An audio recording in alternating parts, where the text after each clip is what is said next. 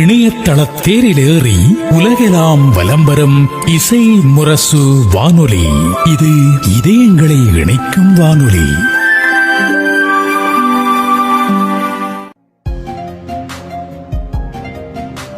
சில ஊர்கள் சில மனிதர்கள் நிகழ்ச்சியில் பள்ளப்பட்டி குறித்த தகவல்களை பேசுகிறார் பள்ளப்பட்டி வரலாற்று ஆய்வாளர் அன்வர் பாஷா அவர்கள். இசை முரசு FM இணைய வானொலி நேயர்கள் அனைவருக்கும் நெஞ்சம் நிறைந்த சலாம், அஸ்ஸலாம் அலைக்கும். இன்றைய சில ஊர்கள் சில மனிதர்கள் நிகழ்ச்சியில் நாம் பேச இருப்பது தமிழகத்தினுடைய இஸ்லாமியர்கள் அடர்த்தியாக வாழும் குறிப்பிடத்தகுந்த 10 ஊர்களை வரிசைப்படுத்தினால் அந்த முதல் 10 ஊர்களுக்குள்ளால் நாம் இடம் பதிய செய்யக்கூடிய அளவிற்கு இஸ்லாமியர்கள் பெரும்பான்மையாக வாழுகிற ஒரு பகுதியாகவும், வணிகம் வியாபாரம் என்கிற தளங்களில் நின்று இன்றும் முஸ்லிம்களுடைய அடையாளங்களை இந்தியா முழுவதும் ஒரு அடையாளமாக எடுத்துக்காட்டக்கூடிய வகையில் தங்களுடைய ஊர் பெயருக்கு ஒரு சிறப்பை சேர்த்திருக்கிற மிக கடுமையான உழைப்புக்கு சொந்தக்காரர் இவர்கள். தமிழகம் முழுவதும் வியாபித்திருக்கிறார்கள். பல்வேறு நகரங்களில் வணிக நிறுவனங்களை, குறிப்பாக கடை வியாபாரங்களை செய்து வருகிறார்கள். தமிழகம் முழுவதும் இவர்கள் எல்லா மாவட்டங்களிலும் இந்த ஊரை சேர்ந்தவர்கள் ஒன்றோ இரண்டோ பேராவது குறைந்தபட்சம் இருக்கிற அளவிற்கு மிகச் சிறப்பாக ஒரு வணிகத்தின் மூலமாக, வர்த்தகத்தின் மூலமாக, வியாபாரத்தின் மூலமாக இன்றும் முஸ்லிம்களின் அடையாளத்தை நிலைநிறுத்தி கொண்டிருக்கக்கூடிய முஸ்லிம்களாக, இஸ்லாமியர்களாக பள்ளப்பட்டி முஸ்லிம்கள் விளங்கி கொண்டிருக்கிறார்கள். எனவே அதுவே அவர்களுடைய அடையாளமாகவும் இருக்கிறது. தமிழகத்தினுடைய ஒரு 10 ஊர்களை வரிசைப்படுத்தினால் இஸ்லாமியர்களின் குடியிருப்புகளுக்குள்ளால் இடம் பிடிக்கக்கூடிய அளவிற்கு சிறப்பான வலிமையோடு இருக்கக்கூடிய பள்ளப்பட்டி குறித்து இன்றைய நிகழ்ச்சியில் நாம் பேச இருக்கிறோம். நிகழ்ச்சியில் பங்கேற்று பேசுவதற்காக பள்ளப்பட்டியினுடைய பல்வேறு வரலாற்று தரவுகளை சேகரித்து தொடர்ந்து பத்திரிகைகளின் வாயிலாகவும், சமூக வலைதளங்களின் வாயிலாகவும், வானொலியின் மூலமாகவும் தொடர்ந்து அதனுடைய வரலாறுகளை பரப்புரை செய்து வரக்கூடிய, தன்னுடைய வரலாற்று தேடலில் கிடைத்திருக்கிற பதிவுகளை தொடர்ந்து அந்த மக்களுக்கு பதிவு செய்து வரக்கூடிய ஒரு பள்ளப்பட்டியினுடைய வரலாற்று ஆய்வாளர் அன்வர் பாஷா அவர்களை சந்தித்து பேச இருக்கிறோம். இப்போது நம் அனைவர் சார்பிலும் அவர்களை அன்போடு வரவேற்றுக் கொள்வோம். அஸ்ஸலாமு அலைக்கும் சார். வலைக்கும் ஸலாம் வரஹ்மத்துல்லாஹி வபரகாத்துஹு. அல்ஹம்துலில்லாஹ். ஒரு சிறப்பான பணியை செஞ்சிட்டு இருக்கீங்க. வரலாறு தெரியாத சமூகம் வாழாது என்று நாம் அடிக்கடி சொல்வதுண்டு. எனவே உங்கள் பகுதியினுடைய வரலாறுகளை தேடி தொகுத்து அதை எல்லோரும் அறியக்கூடிய வகையில் தொடர்ந்து உங்களுடைய பதிவுகளை தந்து கொண்டிருக்கிறீர்கள். எங்களுடைய மனமார்ந்த வாழ்த்துக்களும் பாராட்டுகளும். நன்றி நன்றி நன்றி. இப்ப உங்க ஊர் பத்தி பேசுறதுக்கு முன்னால உங்களை பற்றிய ஒரு சுருக்கமான அறிமுகத்தை நம்ம நேர்களுக்கு சொல்லுங்க. பள்ளப்பட்டியில் உங்களுடைய பிறப்பு, உங்களுடைய குடும்பம், உங்களுடைய கல்வி, உங்களுடைய முதன்மையான தொழில், இது குறித்த ஒரு சுருக்கமான அறிமுகத்தை நம்ம நண்பர்களுக்கு சொல்லுங்க. என் பேரு அன்வர் பாஷாங்க. எங்க பூர்வீகம் வந்து பள்ளப்பட்டி தான். நான் பிறந்தது வளர்ந்தது எல்லாமே என் முன்னோர்கள் காலத்துல இருந்து பள்ளப்பட்டியில் தான் நாங்க வாழ்ந்துகிட்டு இருக்கிறேங்க. எனக்கு வந்து பள்ளப்பட்டியில வந்து ரியல் எஸ்டேட் வியாபாரம் நான் பண்ணிட்டு இருக்கிறேங்க. இதுக்கு முன்னாடி வந்து வடநாடுகள்ல பல ஊர்கள்ல பல மாநிலங்கள்ல சொந்த வியாபாரங்கள் செஞ்சு கடைசியா வந்து இப்ப எனக்கு வந்து வயசு வந்து 58 ஆகுதுங்க. நான் வந்து ஓய்வா வந்து பள்ளப்பட்டியில இருக்கிறேங்க. ரியல் எஸ்டேட் வியாபாரம். என் குடும்பத்துல வந்து மனைவி இருக்கிறாங்க, 2 பிள்ளைங்க. முதல் பிள்ளை வந்து பெண் குழந்தை, அவங்களுக்கு கல்யாணம் ஆகி அவங்க குடும்பத்தோட வந்து சேலத்துல வாழ்ந்துட்டு இருக்கிறாங்க. 2வது வந்து பையன் வந்து டிஎம்ஏ படிச்சு போட்டு சென்னையில வந்து ஃபாஸ்ட் ஃபுட் கடை வச்சு நடத்திக்கிட்டு இருக்கிறான். அவனுக்கு இப்ப வரன் தேடிக்கிட்டு இருக்கிறோம். பெண் அமைச்சுக்கிட்ட எல்லாம் வந்து அவனுக்கு திருமணத்தை துவா செய்யுங்க. பள்ளப்பட்டி குறித்த ஒரு தகவல்களை பேசுவதற்காக நாம் இணைந்திருக்கிறோம். பொதுவாகவே நம்முடைய ஊர் குறித்த ஒரு நேசமும் விருப்பமும் எல்லாருக்கும் இருக்கும் என்றாலும் உங்களை போன்றவர்களுக்கு அதனுடைய வரலாற்றை, பூர்வீகத்தை தேடி கண்டுபிடிக்கணும் அப்படிங்கிற ஒரு முழு முயற்சியும் உந்துதலும் இருக்கிறது. அதன் விளைவாக நிறைய பதிவு செஞ்சிருக்கீங்க. நாம் பேசுவோம். அதற்கு முன்னால உலகெங்கும் வாழ்ந்து கொண்டிருக்கிற இசை முரசு FM நேயர்கள் அவர்கள் விளங்கிக் கொள்ளக்கூடிய வகையில் பள்ளப்பட்டியை பூகோள ரீதியாக நில அமைப்பு குறித்து நீங்கள் அறிமுகப்படுத்துங்க. இது எங்க இருக்கு, எந்த பகுதியில இருக்கு, இதனுடைய நிலவியல் எப்படி இருக்கு அப்படிங்கறத நம்ம நேர்களுக்கு அறிமுகப்படுத்து. அதாவது வந்துங்க இந்த பள்ளப்பட்டி அப்படிங்கிறது வந்து திண்டுக்கல், கரூர் திண்டுக்கல் NS7 ரோட்ல வந்து ஒரு உள்ளடங்கிற ஒரு ஊருங்க. ஆச்சுங்களா?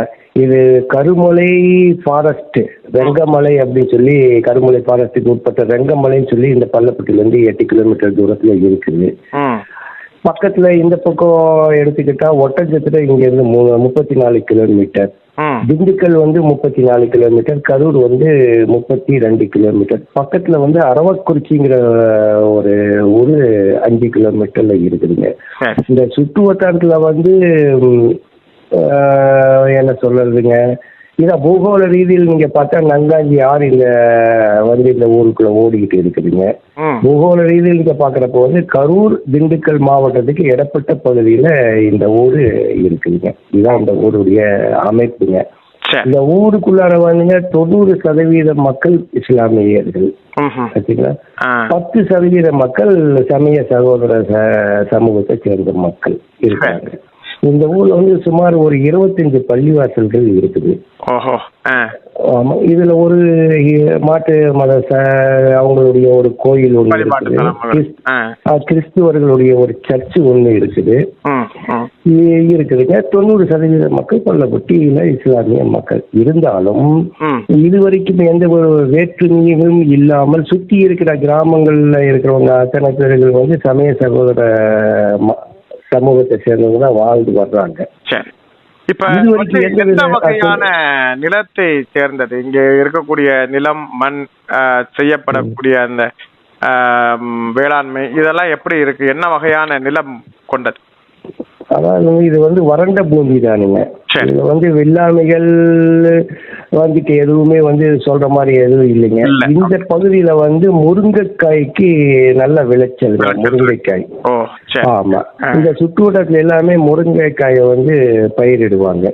இந்த முருங்கைக்காயை வந்து விவசாயிகள் பறிச்சு வாரத்துக்கு ஒரு தடவை ஒவ்வொரு பகுதியிலும் ஒவ்வொரு நாள் சந்தைன்னு சொல்லி சந்தை கொண்டு முருங்கைக்காய்க்குன்னு தனி சந்தை ஒன்று கூடுங்க இந்த ஊரை சுற்றி அந்த விவசாயிகள் வந்து தங்களுடைய தோட்டத்துல விளையிற முருங்கைக்காய்களை கொண்டு வந்து மொத்த வியாபாரிகள்கிட்ட விற்பனை செய்வாங்க. அது ஒரு புதிய தகவல்.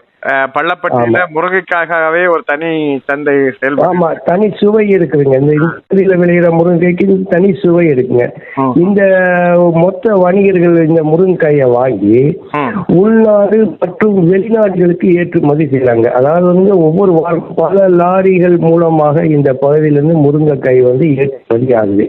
இது வந்து மிகப்பெரிய பொருளாதாரம் வந்து சுற்றி உள்ள கிராம மக்களுக்கு கொடுக்குதுங்க.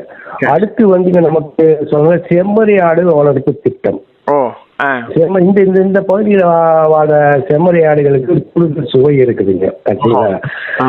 இந்த வணிகம் வந்து மிகப்பெரிய வணிகம்ங்க. அதாவது பாக்குறதுக்கு வந்து ஒண்ணுமே தெரியாத மாதிரி இருக்கும். ஆனா ஒவ்வொரு விவசாயிகளும் வந்து ஒரு 50 ஆடு 100 ஆடு வந்து கண்டிப்பா வளர்த்திக்கிட்டே இருப்பாங்க. அவங்களோட தோட்டத்துல வளர்ந்துகிட்டே இருக்குங்க. இது மிகப்பெரிய வணிகம். எப்படின்னு சொன்னா இது சுற்றி உள்ள பள்ளப்பட்டியுள்ள இறைச்சி கடைகளுக்கு இறைச்சியாக விற்பனை செய்யாத ஆடுகள் ஒரு பகுதியும் ஆகும்.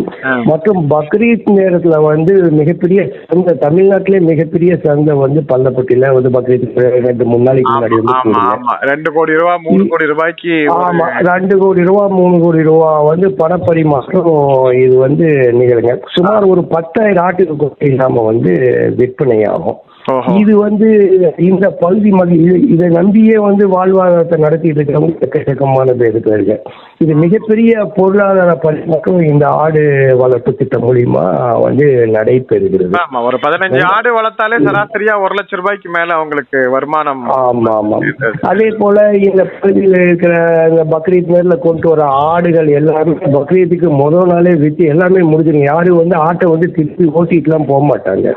எல்லாம் கொண்டு வர்ற ஆடுனும் பற்றாக்குறையதான் இருக்குமே வெளியே போதுமானதான் இருக்காங்க. பற்றாக்குறைய சமாளிக்கிறதுக்கு இந்த ஊர் மக்கள் பக்ரீத் நேரத்துல வெளியூர் பக்கத்துல உள்ள சுற்றுவட்டார கிராமங்கள்ல நேரடியா போய் ஆடுகள் வாங்கிட்டு நடைமுறை கூட இருக்குதுங்க.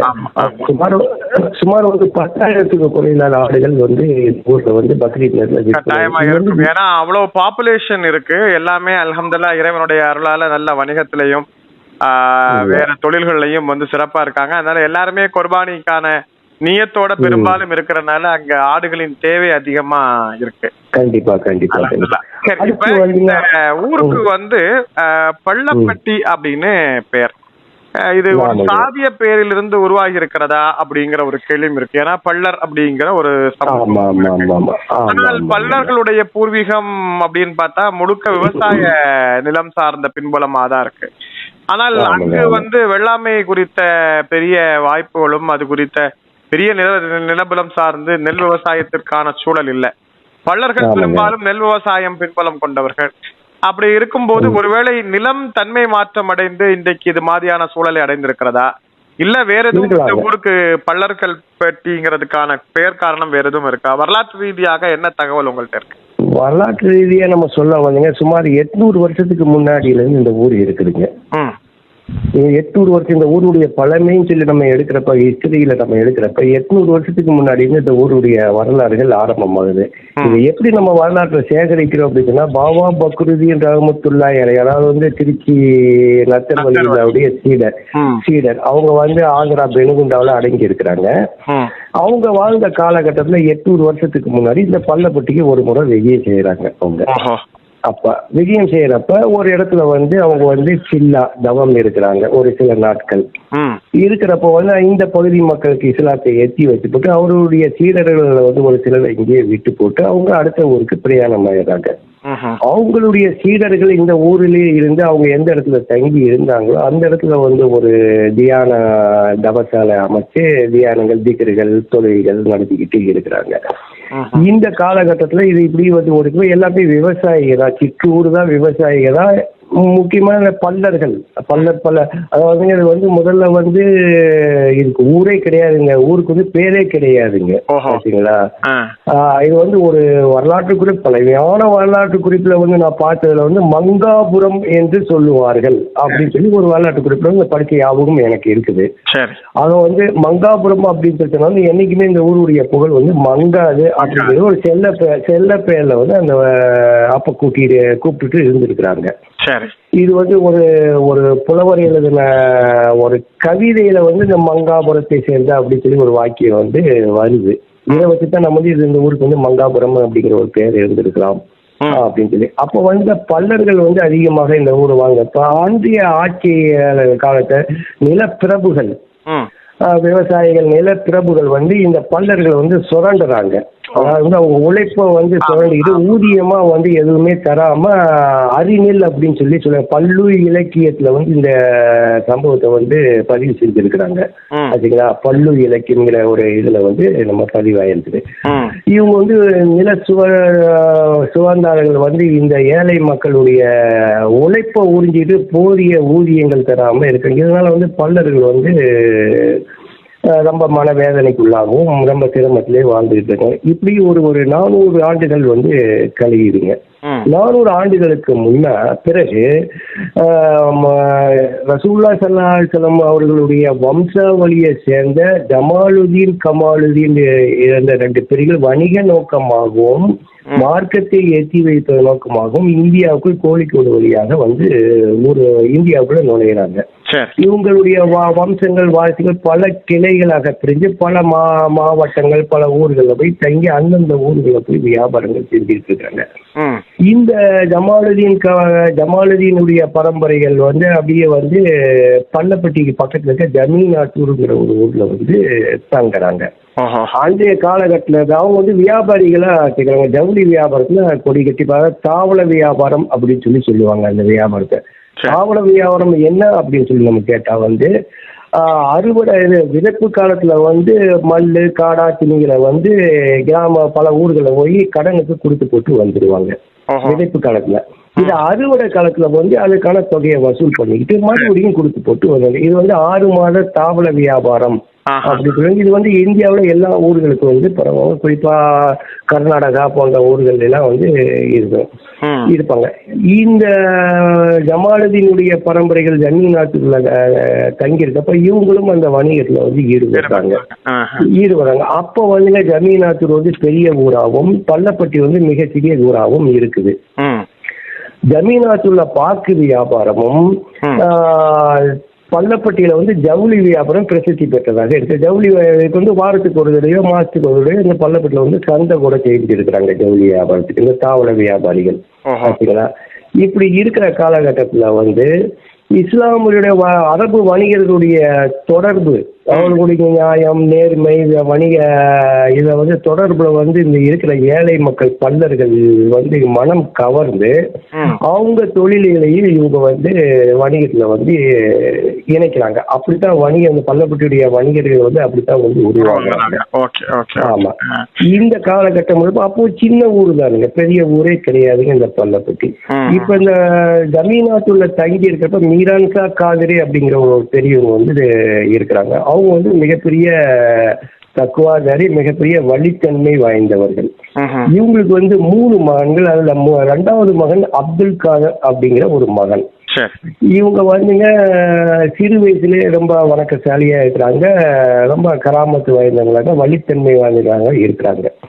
இவங்க ஷேக் அப்துல் காதிர் அப்படிங்கிறவங்களுக்கு வந்து பள்ளப்பட்டியில வந்து அவங்களுக்கு தமிழ்நாடு முழுக்க வந்து சீடர்கள் அதிகம், மிகப்பெரிய ஷேக்குங்க அவங்க, சீடர்கள் அதிகம். இவங்க பள்ளப்பட்டியில வந்து குடியேறாங்க. பாத்தீங்களா?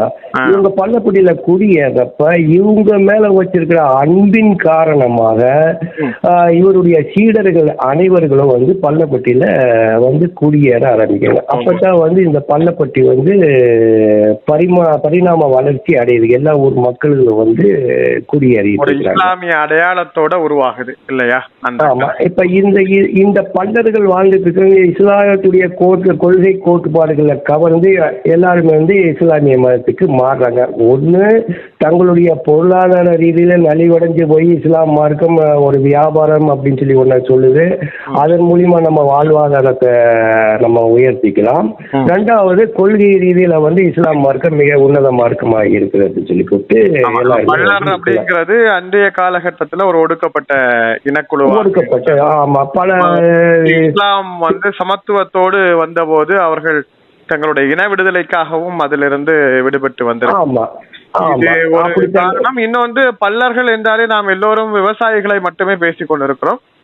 பல்லர்களில் ஒரு குழுவினர் எந்த அளவுக்கு விவசாயத்தில் பிரதானமாக இருந்தார்களோ அதே போன்று நெசவிலும் அவர்கள் பிரதானமாக இருந்திருக்கிறார்கள். எனவே நெசவு தொழிலும் இந்த ஜவுளி சொல்ல வந்த விஷயம். ஏன்னா அதை ஒட்டி வந்து நம்ம முதல்ல பேசும்போது சொன்னோம், இங்க வந்து நெல் விவசாயத்திற்கான பெரிய வாய்ப்புகள் இல்லாத ஒரு நிலத்தில் எப்படி இவ்வளவு ஒரு பல்லர்கள் முழுமையாக ஒருங்கிணைஞ்சு வாழ முடியும்னு ஒரு கேள்வியை நாமளே பேசியிருந்தோம். ஆனால் அவர்கள் நெல் விவசாயியாக மட்டும் இருக்கணுங்கிற அவசியம் இல்லை, நெசவாளர்களாகவும் அவர்கள் இருந்திருக்கிறார்கள். எனவே அந்த அடிப்படையில தான் அவங்க அங்க அது வந்து பூர்வீக தொழில் அப்படிங்கிறது நெசவு தொழில் இல்லையா? பள்ளப்பட்டியினுடைய பூர்வீக தொழில் வந்து நெசவும் சின்ன சின்ன அளவு வேளாண்மையும் இருந்துச்சு. ஆமா ஆமா ஆமா. இப்ப வந்து மகான் ஷேக் அப்துல் காதர் வலியுல்லா வந்து அவங்க வந்து மிகப்பெரிய குத்பா விளங்குறாங்க.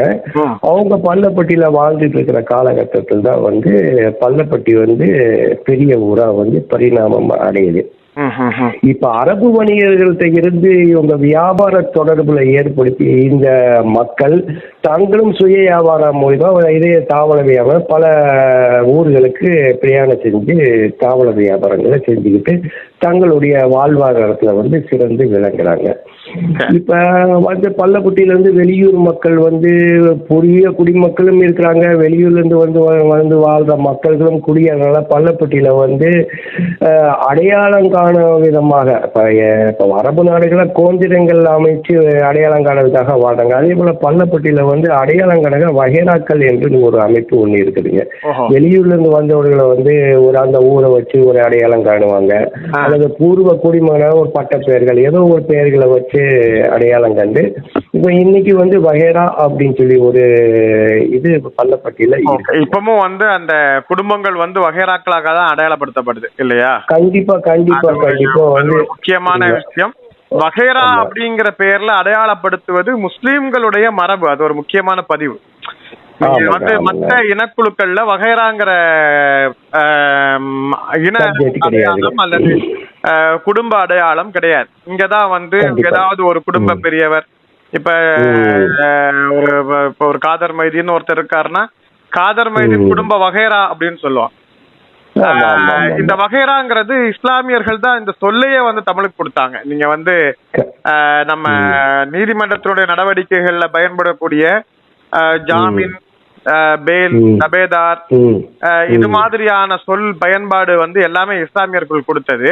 அதே மாதிரி அங்க வழக்கு விசாரணை செய்யும் போது கூட ஒரு 5 பேர் கொண்ட ஒரு குற்றவாளிகள் பட்டியல் இருக்கு அப்படின்னா முதல் குற்றவாளியுடைய பேரை சொல்லி, இப்ப வந்து காஜா மைதீன் ஒரு குற்றவாளி தான் முதல்ல இருக்காருன்னா காஜா மைதீன் வகைரான் தான் இன்னைக்கு வரைக்கும் நீதிமன்றத்துல அந்த குற்றவாளிகளை அழைப்பார்கள்.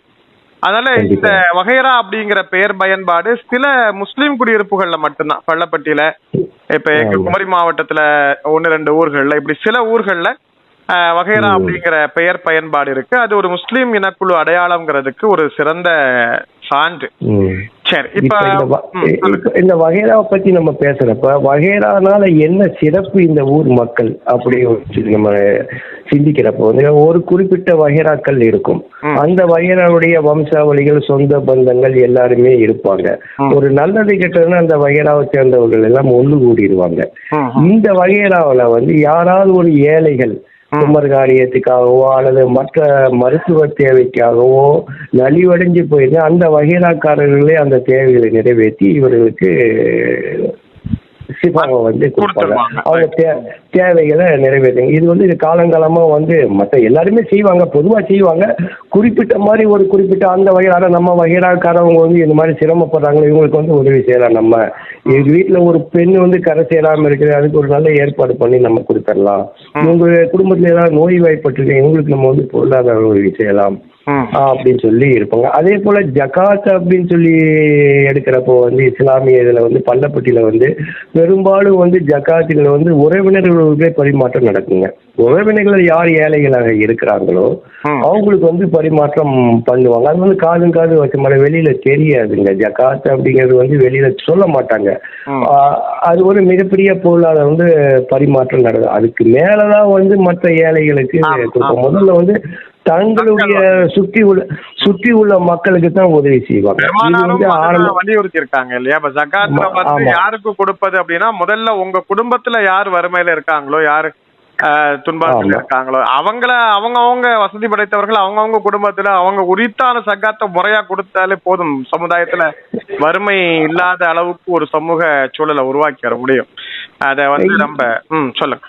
இதனால வந்து என்ன, இந்த ஜகாத்துங்கிற இந்த பண பரிமாற்றம்னால ஊருக்குள்ள வந்துங்க யாருமே ஏழைகள் அப்படின்னு சொல்லி யாருமே இல்லைங்க பள்ளப்பட்டிக்குள்ளார. அதாவது எல்லாரும் பணக்காரன் கோடீஸ்வரன்ங்கிற அர்த்தம் அல்லங்க. ஏழைகள் அப்படின்னா வந்து சுத்தமா ஒண்ணுமே இல்லாதவங்க இருப்பாங்க. அது ஒரு ரகங்க. இப்ப பள்ளப்பட்டியை பொறுத்த வரைக்குங்க ஏழைகள் அப்படின்னு சொல்லி சொல்றவங்க வீட்டுல இருந்து குறைஞ்சது 1 பவுன் தங்கமாவது வீட்டுல இருக்கும், கண்டிப்பா இருக்கும். அப்ப அவங்களும் வந்து பொருளாதாரத்துல வசதி படைச்சவங்க அப்படின்னா நம்ம வந்து ஏற்றுக்க முடியல. அவங்கள வந்து ஏழைகள் அப்படின்னு சொல்லி, அதாவது பண காசு வந்து ஒரு சிலருக்கு லட்சாதிபதியா இருக்கலாம், கோடீஸ்வரர்கள் இருக்கலாம், அது தனி கதைங்க. ஆனா வந்து ஏழைகள் பசியோடும் பட்டினியோடும் யாரும் இல்ல அப்படிங்கறதா முக்கியம். ஆமா, பசியோடும் செழிப்பையும் வளத்தையும் நிறைவாக கொடுக்கிற மனத்தையும் உங்க ஊர் மக்களுக்கு கொடுத்திருக்கிறாங்க. எங்கெல்லாம் பள்ளப்பட்டிக்காரர்கள் வியாபாரம் செய்கிறார்களோ அந்த இடத்துல இருக்கக்கூடிய மஸ்ஜிதுகள், அங்க இருக்கக்கூடிய பொது சேவை அமைப்புகள் எல்லாமே இவர்களுடைய நன்கொடையாலும் வாரி வழங்குகிற வல்லன்மையாலும் அந்த பணிகள் மிக சிறப்புற்று இருக்கிறத தமிழகம் முழுவதும் நாம பார்க்க முடியும். கண்டிப்பா. அதே போல எத்தனையோ பள்ளிவாசல்கள் நிர்வாகிகளாகவும் வெளியூர்ல இருக்கிற பள்ளிவாசல் நிர்வாகிகளாகவும் இந்த பள்ளப்பட்டி மக்கள் தெரிவிக்கிறாங்க. பெரிய விஷயம். இப்போ நீங்க இப்போ உதாரணத்துக்கு வந்து அடையாருடைய குரானிய பேர் மஜித் இதுல வந்து நிர்வாகிகள் வந்து பள்ளப்பட்டி சார்ந்தவங்க எல்லாம் இருக்கிறாங்க. இந்த மாதிரி நிறைய ஊர்களை வந்து பள்ளிவாசலுடைய நிர்வாகியாகவும் இந்த பள்ளப்பட்டி மக்கள் இருக்காங்க. இப்ப வந்து 25 பள்ளிவாசல்கள் சராசரியாக இருக்குன்னு சொல்லியிருக்கீங்க. இதுல வந்து பழமையான பள்ளிவாசல், புராதான பள்ளிவாசல் அப்படிங்கறது எந்த பள்ளி, எந்த பகுதியில இருக்கு, அது குறித்த வரலாறு என்ன? இப்ப அது குறித்த வரலாறு அப்படின்னா நான் ஏற்கனவே வந்து சொன்னேன், பாபா பக்ருதீன் ரஹ்மத்துல்லாஹி அலைஹி வந்து தவம் இருந்த இடம், தர்காவா கட்டி அங்க வாழ்ந்துட்டு இருந்த இடம் வந்து ஒரு இடத்துல இருந்தாங்க. அது சுமார் 400 வருடங்களுக்கு பிறகு மகான் ஷேக் அப்துல் காதர் வலியுல்லா அவர்கள் காலகட்டத்துல அந்த இடத்துல மிக பிரம்மாண்டமான ஒரு பள்ளிவாசல் கட்டுறாங்க.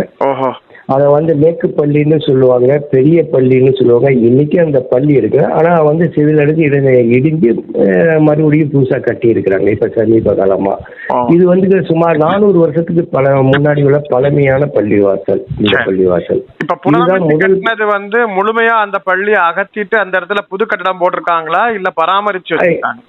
இல்ல முழுமையாவே கட்டடத்தை வந்து அகற்றிட்டு, ஏன்னா ரொம்ப பழைய இடிஞ்சு எந்த நிலைமை இடிஞ்சு விழும் அப்படிங்கிற ஒரு சூழல்ல வந்து வேற வழியே இல்லை, இடிச்சுதான் ஆகணும் அப்படின்னு சொல்லி பல ஆய்வுகள்லாம் செஞ்சாங்க. பூர்ணமிக்க முடியுமா, என்ன செய்யலாம், என்ன பல இதெல்லாம் பத்தி வேற வழியே இல்லை அப்படிங்கிறப்ப வக்ஃபு போர்டுக்கு வந்து தகவல் தெரிவிச்சு. அப்போ வந்து வக்ஃபு போர்டு தலைவரை வந்து நாகூர் ஹனீபா அவர்கள் வந்து இருந்துச்சு இந்த காலகட்டங்கள். ஆமா, அவங்களை நேரடியா பள்ளப்பட்டிக்கு வர வச்சு அவங்களுடைய நிலைமைகளை எடுத்து சொல்றப்போ அவங்க வக்ஃபு போர்டு வந்து அனுமதி கொடுச்சுங்க. இந்த கட்டடத்தை வந்து முழுமையா இடிச்சு போட்டு கட்டிங்க. இப்ப அதை இடிச்சு போட்டு மிக பிரம்மாண்டமான முறையில வந்து அங்க பள்ளிவாசல் கட்டியிருக்கு. இதுதான் முதல் பள்ளிவாசல். இதுக்கு அடுத்து 2வது பள்ளிவாசல்னா ஊர் விரிவடைஞ்சிட்டு வர்றத கருத்துல கொண்டு கிழக்கு பகுதியில ஒரு பள்ளிவாசல் வந்து சுமார் 190 வருடங்களுக்கு முன்னாடி வந்து ஆரம்பிச்சாங்க. கிழக்கு பள்ளி அஞ்சுமனே தாயத்துல் இஸ்லாம் அப்படிங்கிற பேர்ல வந்து கிழக்கு பள்ளி அப்படின்னு சொல்லி சொல்றாங்க. இது வந்து மிக புராதனமான பள்ளிவாசல். ஆமா, அதுக்கப்புறம் தெற்கு பள்ளி, வடக்கு பள்ளி, இந்த 4 பள்ளிவாசல்கள் வந்து மிக பழமையானது. அதற்கு பிறகு இப்ப ஊருடைய வளர்ச்சிகள் பல ஏரியாக்கள்ல வந்து அப்படிங்கிறது வந்து பல அந்தந்த ஏரியால வந்து இப்ப நிறைய பள்ளிவாசல்கள் உற்பத்தி ஆகிட்டே இருக்குதுங்க. சமீபத்துல கூட போன மாசம் கூட ஒரு பள்ளிவாசல் வந்து ஒரு புது ஏரியால வந்து திறந்தோம். ஆமா, இப்ப வந்து முஸ்லிம்கள் அப்படிங்கிற ஒரு பெரும்பான்மையாக இங்க இருக்கிறாங்க. இங்க இஸ்லாத்தின் பரவல் நீங்க ஏற்கனவே சொன்னது மாதிரி நத்தர் வலி அவர்களுடைய சீடர்கள் மூலமாக இங்க இஸ்லாம் வந்து சேர்ந்தது அப்படிங்கிற விஷயம் சொல்லியிருக்கேன். அடுத்த கட்டமாக இஸ்லாமியர்களுடைய வளர்ச்சி அப்படிங்கிறது வியாபாரம் சார்ந்த பங்களிப்புல இருக்கு. வியாபாரத்துல குறிப்பிடத்தகுந்த வரலாற்று ரீதியாக இப்ப இன்னைக்கு வந்து தமிழகம் முழுவதும் கிளைகளை கொண்டிருக்கிற பல நிறுவனங்கள் பள்ளப்பட்டி முஸ்லிம்களிடம் இருக்கிறது. இதுக்கெல்லாம் முன்னோடியாக வியாபார முன்னோடிகள்னு வரலாற்று ரீதியாக உங்க ஊர்ல இருந்து உருவாகி வந்த யாரையாவது அடையாளம் காட்ட முடியுமா? இது வந்து ஊர்ல வந்து தனிநபர்களை வந்து நம்ம எதுவும் அடையாளம் காட்ட முடியாதுங்க. ஊர் ஒட்டு மொத்த மக்கள்களும் எல்லாருமே வியாபாரமே எல்லாருமே வியாபாரம். இதுல வந்து தனிப்பட்ட இவர்னாலதான் வந்து இந்த வியாபாரங்கள் இந்த வந்துச்சு நம்ம எதுவுமே குறிப்பிடவே முடியாது. அப்படிப்பட்ட குறிப்பிட்ட மாதிரி எதுவுமே இல்லை. ஊர் ஒட்டு மொத்த மக்கள்களும் தாவல வியாபாரத்துல போய் தாவல வியாபாரம் 6 மாத கடனுக்கு கொடுத்துக்கிட்டு இருக்கிறாங்க. காலங்கள் பொருள்களை வந்து ஒவ்வொரு ஊரா தூக்கிட்டு போகிறதுல சிரமங்கள் ஏற்படுதுன்னு சொல்லி போட்டு அந்தந்த ஊர்லயே வந்து ஒரு சின்ன சின்ன ஜவுளி கடைகள் அந்த மாதிரி வந்து அப்படி செட் ஆகுறாங்க. அதுக்கப்புறம் தான் வந்து வடநாடுகளுக்கு போறாங்க, பல தொழில்கள் செய்யறாங்க, பொருளாதாரத்தை வந்து ஈர்த்தாங்க. இப்ப பள்ளப்பட்டியுடைய வணிகம் அப்படின்னு சொல்லி நம்ம எடுத்துக்கிட்டோம் அப்படின்னா பள்ளப்பட்டியுடைய வணிகர்கள் வந்து தவிர்க்க முடியாத அங்கமாக இந்த பள்ளப்பட்டி மக்கள் திகழ்றாங்க. அதே போல வந்து எத்தனையோ இன்னைக்கு இருக்கிற கார்பரேட் கம்பெனிக்கெல்லாம் முன்னோடிகள் பள்ளப்பட்டி மக்கள் தான். அவங்க வந்து வணிகத்தை வந்து புதுமையான முறையில் அறிமுகப்படுத்தினாங்க. அறிமுகப்படுத்திய பிறகுதான் மற்ற கார்பரேட் நிறுவனங்கள்லாம் வந்து இன்னைக்கு உள்ள நடந்துருங்க. ஊர்ல வந்து மொஹல்லா அப்படிங்கிறது ஒரே மொஹல்லாவா தான் இருக்கா இல்ல 25 பள்ளிவாசல்கள் இருக்கு, வெவ்வேறு மொஹல்லாக்கள் இருக்கா? இல்லைங்க, எல்லாமே ஒரே முகல்லா தான். ஒரே முகல்லா தான். இது வந்து எல்லாமே வந்து சுன்னத்து வல் ஜமாத்தை சேர்ந்ததுதான். தனித்தனி ஜமாத்துகள் எதுவுமே கிடையாது.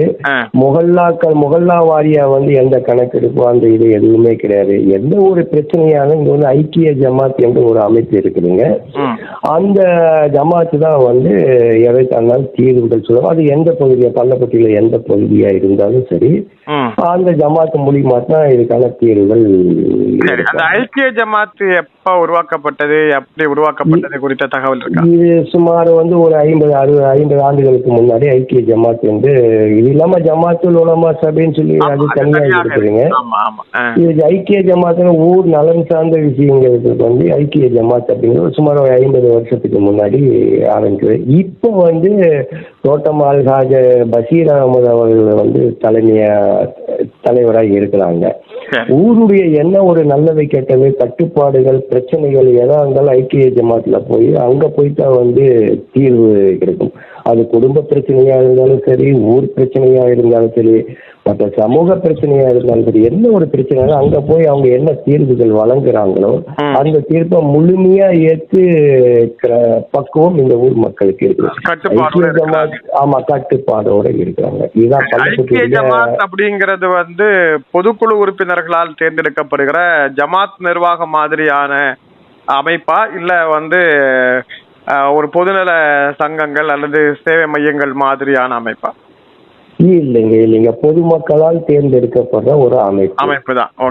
இதுல வந்து தலைவர் இருப்பாங்க, ஜமாத்துல் உலமா தலைவர் உறுப்பினராக இருப்பாங்க, மற்ற செல்வந்தர்கள் ஊர் முக்கியஸ்தர்கள் உறுப்பினராக இருப்பாங்க. இந்த மாதிரி ஊர் முக்கியஸ்தர்கள் எல்லாமே வந்து அதுல வந்து உறுப்பினராக இருப்பாங்க. சரி, ஒரு தனி முகல்லா மாதிரி ஒரு 3 ஆண்டுகள் தான் அதற்குடைய நிர்வாக ஆயுள் காலமா, இல்ல அதுக்குன்னு சொல்லி அப்படிலாம் எதுவும் இல்லைங்க. அது மாதிரி ஒரு வரைமுறையெல்லாம் வந்து இத்தனை வருஷத்துக்குள்ள தேர்தல் நடத்தணும் அப்படிங்கிற ஒரு வரைமுறையெல்லாம் எதுவுமே கிடையாதுங்க. தொடர்ந்து இருப்பாங்க, சமூக சேவைகள் செஞ்சுக்கிட்டே இருப்பாங்க. ஜமாத்துடைய முகல்லா தனியா வந்து முகல்லா நிர்வாகம், பள்ளிவாசல் நிர்வாகத்துக்காக தனி ஜமாத்து அப்படிங்கறது மாதிரி அமைப்பு இல்ல. இந்த 25 பள்ளிவாசல்களுக்கும் இந்த ஒரே பேரமைப்பு தான் இருக்கு இல்லையா? ஆமாங்க. அந்தந்த பள்ளிவாசலுக்கும் தனித்தனி நிர்வாகிகள் இருப்பாங்க. அதுதான் கேக்குறேன். அந்த பள்ளிவாசலுக்கு தனியா நிர்வாகிகள் இருக்காங்க. இவங்க இந்த 25 சேர்த்து ஒரு அமைப்பு வச்சிருக்கிறாங்க. ஆமா, 25 பள்ளிவாசலுக்கு வந்து தனித்தனி நிர்வாகிகள், செயலாளர்கள், தலைவர்கள் இருப்பாங்க. அவங்க வந்து அந்த பள்ளிவாசலுடைய பராமரிப்பதை பார்ப்பாங்க. ஆனா முகல்லாவா செயல்பட மாட்டாங்க. முகல்லாவா செயல்படும். அந்த ஊருடைய திருமண தஸ்தர் இதெல்லாம் வந்து யாரு கொடுப்பாங்க? பள்ளிவாசல் தனியா கொடுக்குதா இல்ல ஐக்கிய ஜமாத் தான் கொடுக்கும்? இல்லைங்க, இதுக்கு வந்துங்க காலங்காலமா வந்துங்க மேற்கு பள்ளிவாசல் தான் ரிஜிஸ்டர் புக்கு வச்சிருப்பாங்க. ஓகேங்களா? ஊர் தோன்றிய தலைமை, அதாவது பாபா பக்ருதீன் ரஹ்மத்துல்லாஹி அலைஹி அவங்க வந்துட்டு அப்ப மோதி அப்படிங்கிற ஒரு குடும்பத்தார்கள் வந்து மார்க்க சடங்குகள் செஞ்சுட்டு வந்துட்டு இருந்தாங்க. ஓகேங்களா? அவங்களுடைய வந்து உரிமையா வந்து இந்த திருமண வந்து பதிவுகளை வந்து அவங்க வந்து உரிமையா வச்சிருக்கிறாங்க, அவங்க வச்சிருக்காங்க. ஆனா பல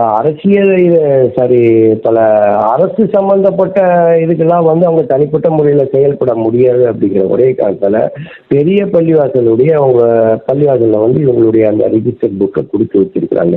அவங்கதான் வந்து அதை பராமரிப்பாங்க. இப்போது எந்த ஊருக்குள்ள எந்த ஒரு நிக்காவும் நடைபெறுது அப்படின்னா முதல்ல போய் பெரிய பள்ளிவாசல்ல போய் ரிஜிஸ்டர் பண்ண, இந்த தேதியில இதுல வந்து நிக்கா நடைபெற போகுது எங்களுக்கு அப்படின்னா அதை வந்து குறிப்பிட்டிருக்காங்க. அது திருமணத்தை அன்னைக்கு வந்து அந்த மோதி வைராட்சி அந்த வந்து மார்க்க சடங்கு செய்யறவங்க வந்து பெண் மாப்பிள்ளை வந்து கையெழுத்து வாங்குறது முறைப்படி முறைப்படியான நிகழ்வுகளை அந்த வகையரா தான் செய்யறாங்க. ஆமா, அந்த வகையரா தான் செய்யறாங்க. ஆமா, இது முழு கட்டுப்பாடு வந்து மேற்கு பள்ளிவாசல் தான்.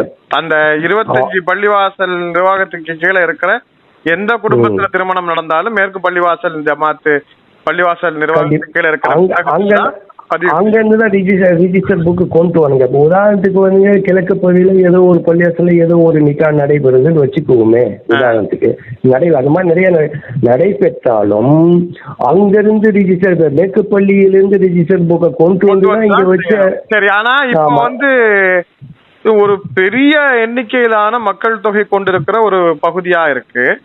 இவ்வளவு பெரிய பகுதி இருக்கிற போது 25 பள்ளிவாசலின் கீழே ஒருங்கிணைக்க இருக்கும் போது ஒரே நாள்ல ஒரே நேரத்துல கூட ஒரு 10 திருமணங்கள் வரைக்கும் கூட சீசன் டைம்ல நடக்கிறதுக்கு வாய்ப்பு இருக்கு இல்லையா?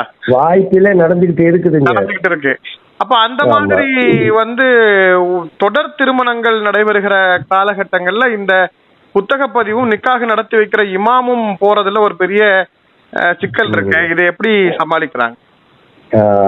இப்பதான் மெயினா பள்ளப்பட்டியுடைய அசல் விஷயத்தை வந்து இப்பதான் நீங்க வந்து தொட்டு இருக்கிறீங்க. ஓகேங்களா? அதாவது வந்துங்க இந்த பள்ளப்பட்டியில வந்து எந்த ஊர்லயுமே இல்லாத ஒரு நடைமுறை வழக்கம் திருமணங்கள்ல நடைபெற்று இருக்குதுங்க. இந்த ஊருக்குள்ள வந்து ஹாஜி ஹபீப் திருமண கூடம் என்ற ஒரு திருமண மண்டபம் இருக்குது.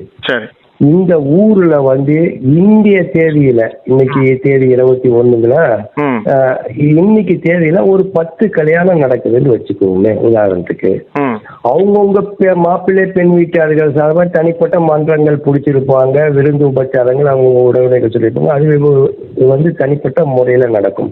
ஆனா நிகா அப்படின்னு சொல்லி நடக்கிறப்ப ஹாஜி ஹபீப் திருமண கூடத்துக்கு அத்தனை மாப்பிள்ளைகளும் ஒரு குறிப்பிட்ட நேரத்துக்குள்ள ஒன்று இணைஞ்சாங்க. அது எத்தனை மாப்பிள்ளையா இருந்தாலும் சரி, இதில் ஏழை பணக்காரங்கிற பாகுபாடு கிடையாது. பாத்தீங்களா, ஒரே மண்டபத்துல வரிசையா சேர போட்டு 20-25 மாப்பிள்ளைகள் வரைக்கும் உட்காருவாங்க. பாத்தீங்களா, இப்ப ரிஜிஸ்டர் புக் அப்படிங்கிறது வந்து முதல் நாள் மாலையிலே வந்து பெண்ணிட்ட கையெழுத்து வாங்குறது அதெல்லாம் அந்த ஃபார்மாலிட்டி எல்லாம் முடிச்சிடுவாங்க. ரெண்டாவது வந்து இந்த மண்டபத்துல வந்து ஒவ்வொரு மாப்பிள்ளைட்டையும் எல்லா சபையோர்கள் முன்னிலையில கையெழுத்து வாங்கி அதோடைய சாட்சிகளுடைய கையெழுத்து இந்த மண்டபத்துல வச்சு வாங்குவாங்க. வாங்கின பிறகு ஒரே ஹஜரத் அவங்கதான் வந்து நீங்க குத்துபா, ஒரே குத்துபா தான். 20 மாப்பிள்ளையா இருந்தாலும் சரி 10 மாப்பிள்ளையா இருந்தாலும் ஒரே குத்துபா தான் ஓதுவாங்க. ஒரே குத்துபா ஓதுவாங்க. ஒவ்வொரு மாப்பிள்ளைட்டையும் தனித்தனி மூலியமா அவங்கவுங்க மூலியமா வந்து சம்மதம் கேட்பாங்க, கபூல் கேட்பாங்க. அது தனித்தனியா நடக்கும். பாத்தீங்களா, ஒரே துவா, கூட்டு துவா, ஒரே துவா. இது வந்து எந்த ஊர்லயுமே இல்லாத நடைமுறை பழக்கம். இதனால வந்து இதனால வந்து பல வேற்றுமைகள் தவிர்க்கப்படுகிறது. அதாவது ஏழை வீட்டு மாப்பிள்ளை பணக்காரர் வீட்டு மாப்பிள்ளை என்ற வேற்றுமை தவிர்க்கப்படுது. ஒட்டுமொத்த சொந்த பந்தங்களும் ஒரே இடத்துல இருக்கும்போது அந்த மாப்பிள்ளைகளுக்காக வந்து இது மிகப்பெரிய ஏன்னா இப்ப மாப்பிள்ளை பொண்ணுக்கு இருக்கக்கூடிய பிரச்சனைங்கிறது ஒரு பெரிய விஷயம் இல்ல. ஆனா ஊர்ல இருக்கிற திருமணத்துல பங்கேற்கிறவங்களுக்கு ஒரு பெரிய சங்கடம், யார் கல்யாணத்துக்கு போறது யார் கல்யாணத்தை விடுறதுங்கிறது. ஆனா இதே மாதிரி ஒரு 10-15 திருமணங்கள் ஒரே இடத்துல வந்துட்டா எல்லாருடைய திருமண நிகழ்வுகள்லயும் பங்கேற்ற ஒரு திருப்தியும் நிறைவும் அவங்களுக்கு வந்து நிறைவா கிடைச்சிருது. ஆனால் என்ன, அவங்களுக்கு ஏதாவது அன்பளிப்பு செய்கிற ஒரு நிலைப்படி வரும்போதுதான் 25க்கும் சேர்த்து ஒரே நாள்ல செய்ய வேண்டிய ஒரு சின்ன அன்பளிப்பு அப்படிங்கிறது வந்துங்க அவங்கவுங்க சொந்த பந்தங்கள் வந்து அவங்க மண்டலத்துல தனிப்பட்ட முறையில வந்து இது பண்ணுங்க, விருந்து உபச்சாரங்கள்ல வந்து கலந்துக்குவாங்க. அவங்க உபச்சாரம் எதுவும் இங்க நடக்காது இல்லையா?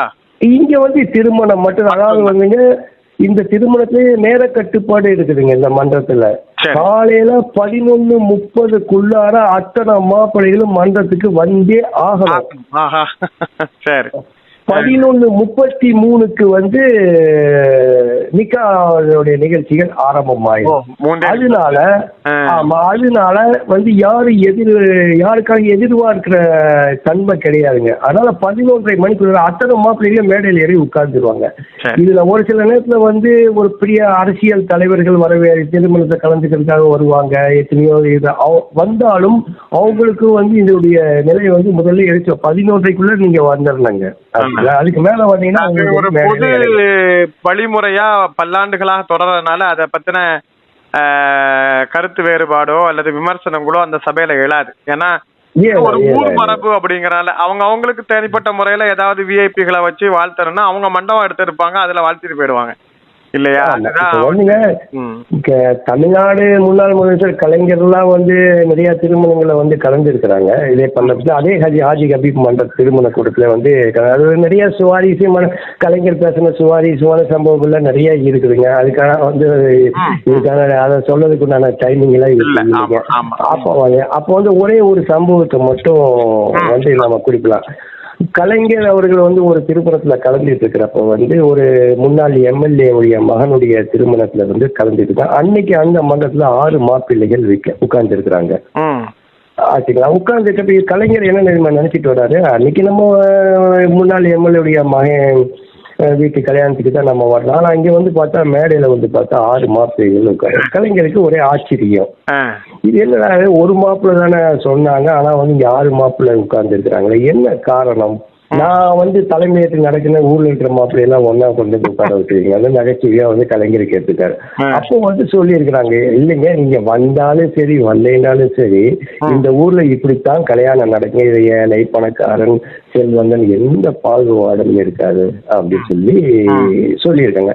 இதை அவரு மனசுக்குள்ள உள்வாங்கிக்கிட்டு அந்த மணமக்களை வாழ்க்கை பேசுறப்ப ஒரு குறிப்பா சமுதாயத்துல வந்து ஏற்றம் தாழ்வுகள் இல்லாமல் ஒற்றுமையாக நடக்கக்கூடிய நிகழ்ச்சிகளை திருமணத்துல வந்து இந்த ஊரை பார்த்துதான் மற்ற ஊர் வந்து கத்துக்கணும். சமுதாய ஒற்றுமைன்னு வாய்கிலிய பேசுறவங்க எல்லாத்தையும் கொண்டு இந்த ஊர்ல வந்து உங்களுக்கு நடக்கக்கூடிய ஒரு திருமணத்தை கனடா கட்டினா போதும் சமுதாய ஒற்றுமை கலைஞர் அவர்கள். அதே போல அடுத்த ஒரு நிகழ்ச்சியை நம்ம சொல்றப்ப அடுத்து வந்து ஒரு முன்னாள் எம்எல்ஏ உடைய மகன்காயத்துக்கு வந்து குறிப்பிட்ட நேரத்துக்கு முன்னாடியே கலைஞர் வந்து அந்த மண்டபத்துல உட்கார்ந்தாங்க. உதாரணத்துக்கு 11 மணிக்கு திருமணம், இவர் 11 மணிக்கே வந்து பொதுவாக அரசியல் தலைவர்கள் லேட்டா தான் வருவாங்க. அது ஒரு முதலமைச்சராக இருக்கிறோம்னா 10 மணி டைம் கொடுவாங்கன்னா ஒரு 3 மணிக்கு தான் வருவாங்க. இது வந்து ஆனா இவர் வந்து 11 மணிக்கே வந்து மேடையில அமர்ந்துறாருங்க கலைஞர். ஆற்காடு வீராசாமி அவர்கள் வந்து அமைச்சராக இருக்கிறாங்க. அப்ப அமைச்சர் வந்து லேட்டா வர்றாங்க ஆச்சுங்களா. அப்ப கலைஞர் கூப்பிட்டு அமைச்சர் வீராசாமியை கூப்பிட்டு சொல்றாங்க, அப்பா நீ மற்ற ஊர்ல மாதிரி நீ கல்யாணம் நிகழ்ச்சி உன் இஷ்டத்துக்குலாம் வர முடியாது, இங்க 11 மணிக்குள்ள வந்தாகணும், ஏன் மரியாதையை நான் காப்பாற்றணுங்க, நானே 11 மணிக்கு வந்து உட்கார்ந்துட்டேனால நீ லேட்டா வரைய, கொஞ்சம் லேட்டா இருந்தா ஏன் மான மரியாதையெல்லாம் போயிடும், எனக்குன்னு ஒரு கௌரவம் இருக்குதுல்ல, இதுக்கு பயந்துக்கிட்டு தான் நான் வந்து 11 மணிக்கு ஒரு நகைச்சுவை இந்த மாதிரி நிறைய சம்பவங்களை நம்ம வந்து சொல்லலாங்க. இந்த மாதிரி வந்து திருமணத்துல வந்து நிக்காஹ் நடைமுறையில ஒரு தனித்துவம் இருக்கு. இது மாதிரி வேறு திருமணத்தை ஒட்டிய சம்பிரதாயங்களிலோ அல்லது அவர்களுடைய வாழ்வியல் சடங்கியல் சம்பிரதாயங்களிலோ பள்ளப்பட்டிக்கே உரித்தான வேற எதுவும் தனித்துவமான பண்பாட்டு நிகழ்வுகள் இருக்கா? அப்படி எதுவும் சொல்ல முடியாதுங்க. இப்ப திருமணம் அப்படிங்கிறது இது ஒட்டுமொத்த மற்றபடி அவங்க குடும்பத்து ரீதியில நடக்கக்கூடிய வைபவங்கள் நிகழ்ச்சிகள் அது தனித்தனியா அவங்கவுங்க நடத்திக்குவாங்க. அதுல வந்து ஊர் மக்கள் எடுப்பது கொடுப்பது பெரும்பாலும் பள்ளப்பட்டிக்கிறாங்கன்னு சொல்றாங்களே. வெளியூர் இன்னைக்கு எப்படி இருக்கு இப்ப சமீப காலத்துல? அதாவது பள்ளப்பட்டியில வந்து பெண் கொடுப்பல் வாங்கல் பள்ளப்பட்டிக்குள்ளதான் பெரும்பாலும் 99% நடைபெறுங்க. அதனுடைய காரணம் என்ன அப்படின்னு சொன்னா வந்து பள்ளப்பட்டிக்குள்ளே கூட எல்லாமே தெரிஞ்சவங்க தான், ஒண்ணுக்குள்ள ஒண்ணு வந்து ஏற்படுற தேவை அங்கேயே தீர்த்து கொள்ளப்படுது இல்லையா? வெளியூர் பொண்ணுக்கோ கொடுக்க வேண்டிய அளவுக்கு அங்க அவசியம் உருவாகிறது இல்ல, அங்கேயே வந்து வரன்கள் தேவைகள் இருக்குது. ஆமா, அதனாலதான் முக்கியமா இருக்கிறாங்க. இது உள்ளூருக்குள்ளே கொடுக்கறதுனால வந்து நன்மைகள் என்னன்னா பெண் வீட்டார்களுக்கும் மாப்பிள்ளை வீட்டார்களுக்கும் வந்து உள்ளூருக்குள்ளே மாப்பிள்ளை பெண் அவங்க எல்லாமே தெரிஞ்சவங்களா தான் இருப்பாங்க. அதனால வந்து சரி பெண்ணு நல்ல பெண்ணப்பா கட்டிக்கலாம், மாப்பிள்ளை நல்ல பையன் கட்டிக்கலாம். இதனால வந்து மனக்கசப்புகள் எல்லாம் தவிர்க்கப்படுறதுக்கு ஒரு வாய்ப்புகள். இப்ப வெளியூர்ல இருந்து கட்டிட்டு வர்றப்போ பல நண்பகத்தன்மை இல்லாத ஒரு சில குடும்பங்கள் எல்லாம் போய் மாட்டிக்கிற சிக்கி சீரழியெல்லாம் நிறைய சம்பவங்கள்லாம் வந்து நம்ம பார்த்திருக்கிறோம். அந்த மாதிரி சம்பவங்கள்லாம் நடைபெறக்கூடாது அப்படிங்கிற ஒரே நோக்கத்துக்காக தான் பெண் கொடுக்கல் வாங்கல் வந்து உள்ளூருக்குள்ள நடக்குது. எப்படியே இது வந்து ஊர் கட்டுப்பாடு சொல்ல முடியாது. உணவு சார்ந்த தனி பண்பாடு எதுவும் இருக்கா? சகன் சாப்பாடு இல்ல இங்க ஊருக்கு நுடித்தகமான தனித்துவமா தயாரிக்கப்படுற உணவு வகைகள் ஏதாவது இருக்கா? அதை பத்தி பேசுனீங்கன்னா உங்க நாட்டுல வந்து நீர் வந்து நீங்க பள்ளப்பட்டிக்கு போறதுக்கு வந்து இதெல்லாம் எனக்கு செஞ்சு கொடுங்க அப்படின்னு சொல்லி கேட்டுருவீங்களே, இது ஒரு பயம் எனக்கு இருக்குதுங்க. அதாவது இங்க பள்ளப்பட்டி வந்து பிரியாணி நீங்க எந்த ஊர்ல வேணாலும் சாப்பிட்டுருக்கலாம். இப்ப ஆம்பூர் பிரியாணி ஃபேமஸ், ஹைதராபாத் பிரியாணி ஃபேமஸ் அப்படின்னு சொல்லி, ஆனா பள்ளப்பட்டி பிரியாணிக்குரிய சுவை வந்து பள்ளப்பட்டியில் தான் கிடைக்கும் உங்களுக்கு. ஆச்சுங்களா? ஆமா, இந்த ஊர் செம்மறியாட்டு கறியில செய்யற வந்து அது உங்க குறிப்பா திருமண வைபவத்துல பரிமாறப்படுற பிரியாணியுடைய சுவை தனி அலாதிங்க. ஆச்சுங்களா? இது வந்து பள்ளப்பட்டி பிரியாணிக்கே உண்டான தனி தன்மை. ரெண்டாவது வந்துங்க எந்த ஒரு ஊர்லயுமே இல்லாத ஒரு இதுங்க தோல் ரொட்டி அவிக்கறின்னு சொல்லி ஒரு உணவு இருக்குதுங்க. இப்ப இத பேரை கேட்டாவே உங்களுக்கு ஆச்சரியம். அதே என்னடா தோல் ரொட்டி அவிக்கறி, தோல் ரொட்டி அப்படின்னு சொல்லி சொல்றீங்க, அது என்னடான்னு சொல்லி நீங்க உங்க மனசுக்குள்ள ஒரு கேள்வி வந்து தோல் ரொட்டி அப்படிங்கிறது வந்து அரிசி மாவுல செய்யக்கூடிய ஒரு ரொட்டி தானே, அரிசி ரொட்டி தானுங்க. ஆனா எங்க ஊர் பெண்கள் என்ன தெரியுமா செய்வாங்க, தோல் மாதிரி ரொம்ப நைஸா நிறுத்துவாங்க, மெல்லிசா நிறுத்துவாங்க. சரி, இதுக்கு காம்பினேஷன் என்ன அப்படின்னா அவிக்கறி. இது என்ன அவிக்கறி அப்படின்னு சொல்லி சொன்னா, ஆட்டு இறைச்சியில ஒண்ணுமே செய்ய மாட்டாங்க. அந்த ஆட்டு இறைச்சியில உப்பு, மஞ்சத்தூள், கொஞ்சோண்டு தண்ணி, அவ்வளவுதான். இந்த 3 தானுங்க. இந்த 3 போட்டு வேக வச்சிருவாங்க. இதுக்கு வந்து ஒரு தனி சுவை ஏற்பட்டுரும். சரிங்களா? இந்த தோல் ரொட்டிக்கும் இந்த அவிக்கறிக்கும் திண்டு உட்கார்ந்து சாப்பிட ஆரம்பிச்சீங்கன்னா நீங்க ஒரு 20 ரொட்டி சாப்பிடுவீங்க. சரி, மாஷா அல்லாஹ். ஒரு தனித்துவமான உணவு தயாரிப்பு அது. கண்டிப்பா கண்டிப்பா. இது வந்து எந்த ஊர்லயுமே இல்லாத நடைமுறை வழக்கம். 2வது வந்துங்க, கறியில வந்து கரிசாலா வைக்கிறதுக்கு நம்ம கேள்விப்பட்டிருப்போம். இறைச்சியில வந்து கரிசாலா வச்சு, கறி மீன் சாலா வச்சு கேள்விப்பட்டிருக்கிறீங்களா எங்கேயாவது? கறி மீன் கரிசாலா நம்ம சொல்லுவோம், கறி மீன் சாலான்னு சொல்லி நீங்க எங்காவது கேள்விப்பட்டிருக்கீங்களா? இது எங்க ஊர்ல ஒரு கறி மீன் சாலா. மீன் குழம்ப சொல்றீங்களா, இல்ல அதுல தனித்துவமான தயாரிப்பு இருக்கா? தனித்தனமான தயாரிப்பு தான் நான் சொல்ல வர்றதுங்க. பேர் வந்து கறி மீன் சாலா, கறி மீன் சாலா. சரிங்களா? அதுல கறி மட்டும்தான் இருக்கு, ஆனா மீன் இருக்காது. ஓஹோ. அந்த மீனுக்கு பதிலா என்ன தெரியுங்களா, தேங்காயை வந்து துண்டு துண்டா வெட்டி போட்டு வச்சிருவாங்க. புளி குழம்பு தான் வைப்பாங்க. அதுல வந்து நீங்க வந்து சாதத்துக்கு சோத்துக்கு பிணைஞ்சு சாப்பிட்டாலும் டேஸ்டா இருக்கும். அது வந்து எல்லா நாஸ்டா வகைகளுக்கும் காம்பினேஷனுக்கும், இட்லியா அதுக்கு தொட்டுக்கு சாப்பிட்டா ஒரு 8 இட்லி 10 இட்லி சாப்பிடலாம். தோசையா, பணியாரமா, இடியாப்பமா, நீங்க எதுக்கு வேணாலும் சொல்லுங்க. உடனே பள்ளப்பட்டிக்கு டிக்கெட் போட வச்சிருவீங்க போல இருக்கு. ஆமா, அதான் முன்ன ஆரம்பிச்ச சொன்னீங்க. நான் சொன்னேன்னா நீங்க பொறுப்பு வந்துட்டு எங்க வீட்டுல வந்து இதெல்லாம் நீ செஞ்சு கொடுத்தாதான் நான் போவேன் அப்படின்னு சொல்லி. இப்ப வந்து அதுக்கு அடுத்து வந்துங்க திக்கடின்னு சொல்லி ஒரு ஐட்டம் தயாரிப்பாங்க. அரிசி மாவுல வந்து சின்ன சின்ன உருண்டையா போடுவாங்க. இதை வந்து ரசூல்லா சலா அங்க வட அரபு நாட்டுல வந்து தக்கடி அப்படின்னு சொல்லி சொல்லுவாங்க. தக்கடி. இது வந்து ரொம்ப ஃபேமஸா இருக்கு. இது ஒரு வேடிக்கையான ஒரு விஷயம் என்னன்னா, எங்க ஊர் பெண்மணிகள் என்ன திக்கடிக்குன்னு சொல்லி அது கறி மீன் என்ன சால்நாள் வந்தாலும் மேய்ச்சாங்க, அந்த சால்நாளை கூட இந்த வேக வச்சு அதுக்குள்ள போட்டு வச்சிருவாங்க. ஒரு சில நேரத்துல வந்து வீட்டுல வந்து சால்நாக்கள் மிஞ்சி போயிருங்க. ஆச்சுங்களா? இப்ப உதாரணத்துக்கு இன்னைக்கு பருப்பு சாதம் வச்சிருக்கிறாங்க, மிஞ்சி போயிடுச்சு, கீழே கொட்டதுக்கு மனசு இல்ல, யாரு நாளைக்கு வச்சா புள்ள குட்டிக்க சாப்பிடாது. இதுக்கு என்னன்னா ஒரு டெக்னிக் எங்க ஊர் பெண்கள் என்ன தெரியுமா செய்வாங்க, பேசாம திக்கடி அந்த அரிசி மாவை உருண்டையா விட்டு திக்கடியா போட்டு அது இந்த சால்னாக்குள்ள போட்டு பிணைஞ்சு வச்சிருவாங்க. மறுநாளுக்கால எனக்கு பத்தாம போயிருங்க, எனக்கு கம்மியா போச்சு உனக்கு கம்மியா போச்சுன்னு சொல்லி ஒரே போட்டியா இருக்கும். பெண்களுக்கு என்ன மிஞ்சின சாலா காலி ஆச்சுட்டாலும் ஆமா, அவங்களுக்கு என்ன சுவையான உணவு கிடைச்சிச்சுன்னா அவங்களுக்கு திருப்தி. ரொம்ப சிறப்பு. இதுக்கு அடுத்து இன்னும் ஒண்ணு சொல்றேங்க. இப்ப நாஸ்டா சோறு, மஞ்சச்சோறு அப்படின்னு சொல்லி எங்க ஊர்ல சொல்லுவாங்க. மஞ்சச்சோறு இப்ப எந்த ஊர்லயுமே இல்லாத சிறப்பு இந்த மஞ்சத்தூளுக்கு எங்களுக்கு ஒண்ணு இருக்காதுங்க. அதுல வந்து வெங்காயத்தையும் மஞ்சத்தூளையும் தான் போட்டு ஆக்கி வைப்பாங்க காலையில நாஸ்டாவுக்கு. அதுக்கு தொட்டுக்கிறதுக்கு சட்னியோ அல்லது கருவாடோ உப்புக்கணி ஏதோ ஒண்ணு போடுவாங்க. அதை நீங்க சாப்பிட்டீங்கன்னா 4 பிளேட்டு சாப்பாடு நிறைய வச்சு சாப்பிடுங்க. அதை சாப்பிட்டு முடிஞ்சாலும் 11 மணிக்கு உங்களுக்கு பசி வந்துடுங்க. எவ்வளவு சாப்பிட்டாலும் கொஞ்ச நேரத்துல வந்து பசிங்க. அதான் சாப்பிட்டுக்கிட்டே தான் இருப்பீங்க. வயிறு நிறைஞ்சு போய் போதுன்னு சொல்லி முடிச்சுட்டாலும் 11 நம்ம உதாரணத்துக்கு நம்ம வந்து வெளியில போய் 2 இட்லியே வீட்டுல 2 இட்லி இருந்தா மத்தியானம் 1 மணி வரைக்கும் நமக்கு பசிக்காதுங்க. ஆனா இது அப்படிங்கிற சோத்தை நீங்க சாப்பிட்டீங்கன்னா 11 மணிக்கு பசிங்க. அந்த அளவுக்கு ஜீரணம் திறமை உள்ளது. அப்படி வந்து உணவுலயே விரைசியா ஒரு தனி புத்தகம் போடுற அளவுக்கு ஒரு சிறப்பான கண்டிப்பா பண்பாடு பள்ளப்பட்டி. நாம இன்னும் அடுத்தடுத்த தலைப்புகள்ல பேச வேண்டியிருக்கு. இப்ப வந்து உதாரணமா நம்முடைய பள்ளப்பட்டி முஸ்லிம்கள் வந்து பாத்தீங்கன்னா வியாபாரம் வணிகம் அப்படிங்கறதுல முழுமையாக இருக்கிறாங்க.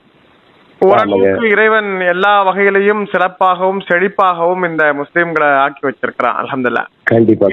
வந்து இங்க இருக்கக்கூடிய இந்த பள்ளிவாசல்கள் எல்லாம் 25 நிர்வாகம், ஐக்கிய ஜமாத், இதனுடைய நிர்வாகத்தின் கீழ் என்னென்ன மாதிரியான இந்த சமுதாய மேம்பாட்டு பணிகள், இப்ப கல்வி நிறுவனங்கள் நடத்தப்படுதா, என்ன மாதிரியான சமூக பணிகள் வந்து செய்யப்பட்டு? அதாவது வந்துங்க இந்த ஊர்ல வந்துங்க பள்ளிவாசல் நிர்வாகம் அது தனி, ஐக்கிய ஜமாத் அது தனிங்க. இது இல்லாம பொது நிறுவனங்கள் சொல்லி நிறைய இருக்குதுங்க. இதுல குறிப்பிட்டு சொல்லணும் அப்படின்னு சொன்னா வந்துங்க, பள்ளப்பட்டி கல்வி சங்கம் அப்படின்னு சொல்லி ஒரு அமைப்பு இருக்குதுங்க பள்ளப்பட்டியில.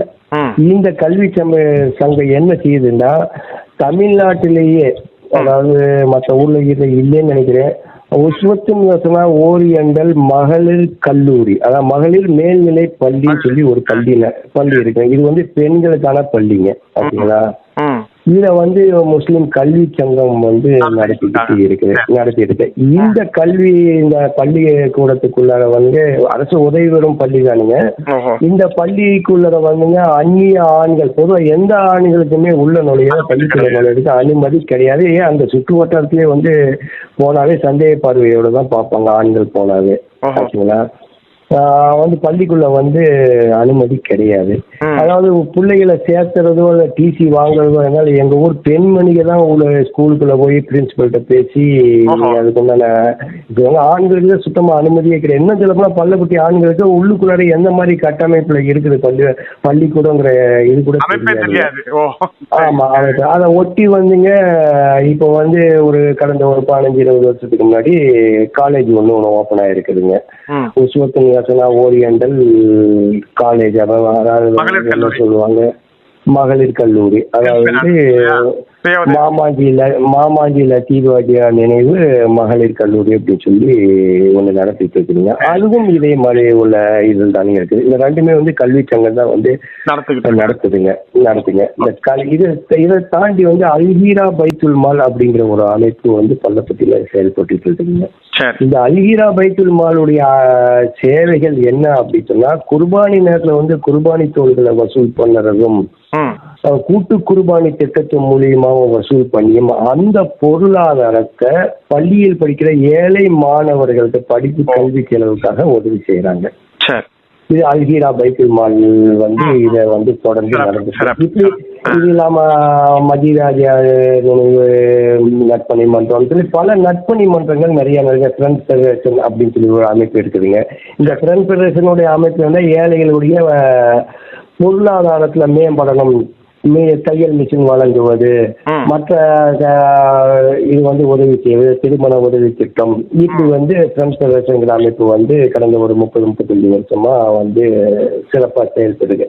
இப்படி வந்து பொது சேவைக்குங்கிறது வந்து ஜமாத்து அப்படின்னு சொல்லி இல்லாம தனித்தனி அமைப்புகள் வந்து செய்யறாங்க. இப்ப சமீபத்துல கூடங்க பிஇசி அப்படின்னு சொல்லி ஒரு அமைப்பு வந்து உருவாயிருக்குதுங்க.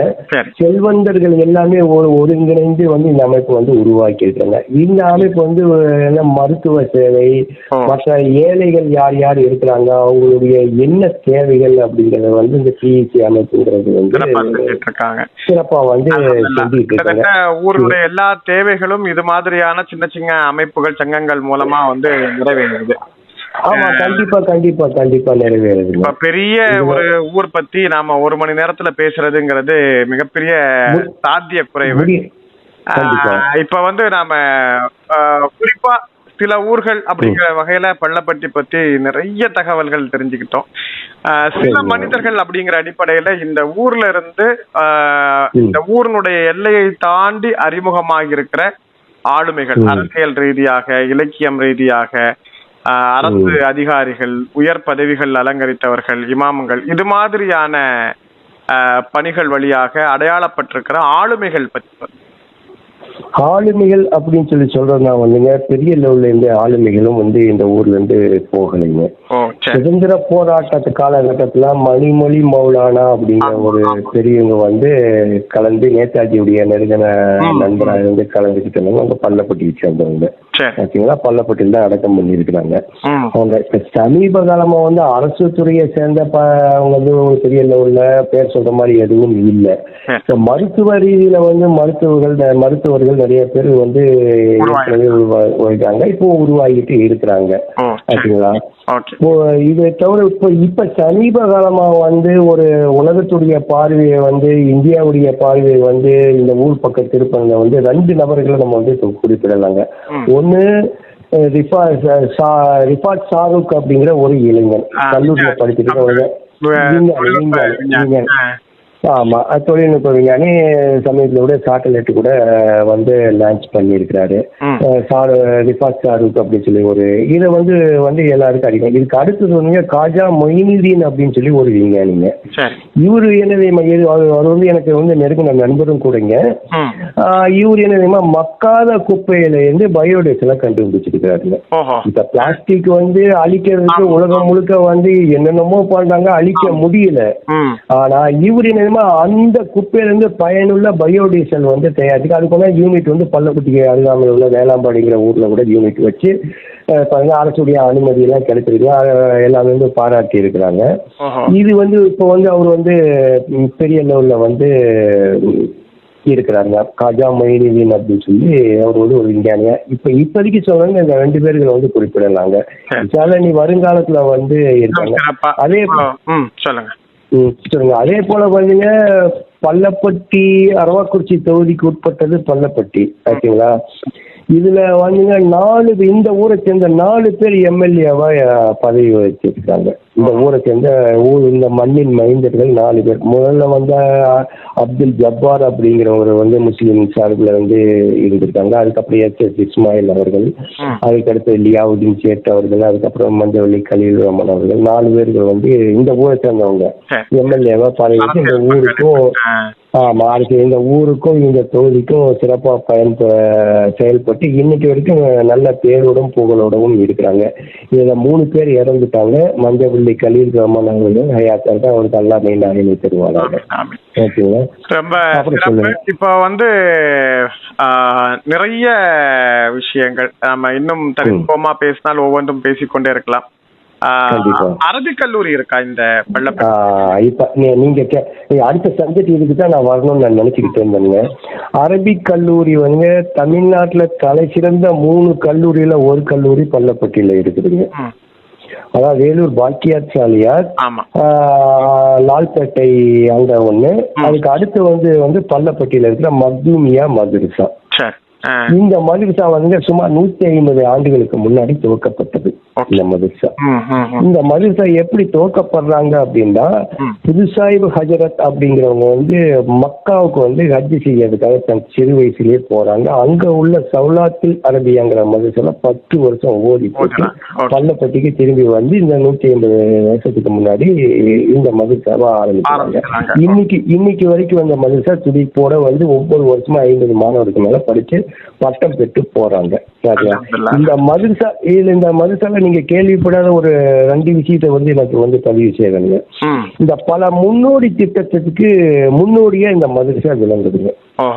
முன்னோடி திட்டங்களா இன்னைக்கு வந்து குர்பானி தோள்கள் வந்து வசூல் பண்ணது பல மதரசாக்கள் வந்து போட்டி வசூல். ஆனா முதல்ல இந்த குர்பானி தோல் வசூல் பண்ண மதரசாக்கள் வசூல் பண்ண திட்டத்தை இந்த பள்ளப்பட்டியில வந்து இந்த மக்தூமியா மதரசா தான் ஆரம்பிச்சதுங்க. இது எப்படி ஆரம்பிக்கிறாங்க அப்படின்னு சொல்லி கேட்டா, அந்த மதரசா நிர்வாகில ஒருத்தர் மக்தூம் மரிக்கார் அப்படிங்கிற ஒரு நிர்வாகத்துக்கு கீழே தான் வந்து அப்ப அந்த மதரசா நடக்கும். நான் சொல்றதுன்னு 125 வருஷத்துக்கு முன்னாடி நடந்த சம்பவம். அப்போ அந்த ஆட்டு தோள்களை வந்து அதாவது குர்பானி தோலுங்கிற திட்டத்தை வந்து முதல் குர்பானி தோலை வசூல் பண்ணி இதை வந்து அந்த பணத்தை வந்து மதரசாக்களை வந்து பயன்படுத்துங்க உன்னத திட்டத்தை வந்து முதல் ஆரம்பிச்சது இந்த மதரசா தான். அடுத்து வந்துங்க, இந்த இன்னைக்கு வந்து திருமண வைபவங்கள்ல வந்து பாத்திரங்கள் சேர்கள்லாம் வாடகைக்கு கொடுக்குற பழக்கங்கள் இப்ப வந்து பரவலா இருக்குதுங்க. இதை முதல் வந்து ஆரம்பிச்சது வந்து பள்ளப்பட்டிதான் கந்தூரி கமிட்டி அப்படிங்கிற மூலியமா வந்து இந்த திட்டத்தை வந்து மக்தூமியா மதரசா தான் ஆரம்பிச்சிச்சுங்க. இந்த கந்தூரி மொஹிதீன் அப்துல் காதர் ஜெயலானி அவர்கள் மூலியமா அவர்கள் நினைவாக வந்து வருஷம் கந்தூரி நடத்தணும் அப்படின்னு சொல்லி விரும்புறப்ப தொடர் பொருளாதாரம் தேவை அப்படிங்கிற ஒரு சூழல்ல வந்து யோசனை இப்படி ஒரு திட்டத்தை கொண்டு வந்தா நல்லா இருக்கும், பாத்திரங்களை வாடகைக்கு விடுவோம், அந்த காசு மூலியமா ஒரு வருஷம் பூரா சேர்த்து கந்தூரி நடத்தலாம் அப்படின்னு சொல்லி திட்டத்தை அறிமுகப்படுத்த வந்து இந்த மக்தூமியா மதரசா தான்.